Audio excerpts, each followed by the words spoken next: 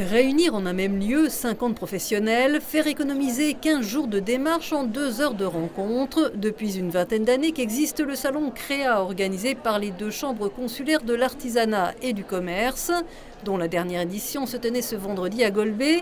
Les objectifs n'ont pas changé. Il s'agit d'accompagner les candidats à la création ou la reprise d'entreprise. Il y a la vision globale du projet où nous, les chambres consulaires ou d'autres organismes peuvent accompagner. Et ensuite, il y a un besoin d'expertise fiscale, juridique, sociale ou même financier. Et dans ce cas-là, on a besoin de réunir tous ces experts autour de nous pour les porteurs de projets. Et leur dossier sous le bras, ils ont une idée, des compétences. Ils rêvent de devenir leur propre patron. L'envie d'être un peu indépendant et le domaine carloche, finition, voilà. Ce serait une micro-entreprise sur de l'artisanat. Je fais des belles petites choses et puis je me cache.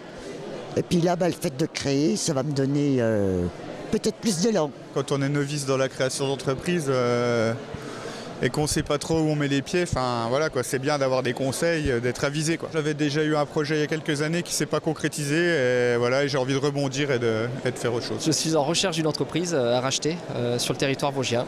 Après des années de salariat, de direction d'entreprise, plus grosses entreprises, en dehors des Vosges, je pense qu'on arrive à un certain âge, on se pose des questions de fond et on a envie d'être un contributeur de la vie économique de son territoire.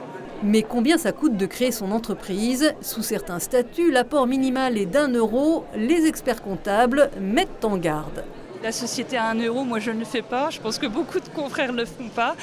C'est un peu, comme je dis, la mise de départ et la crédibilité qu'on veut donner par rapport à notre société.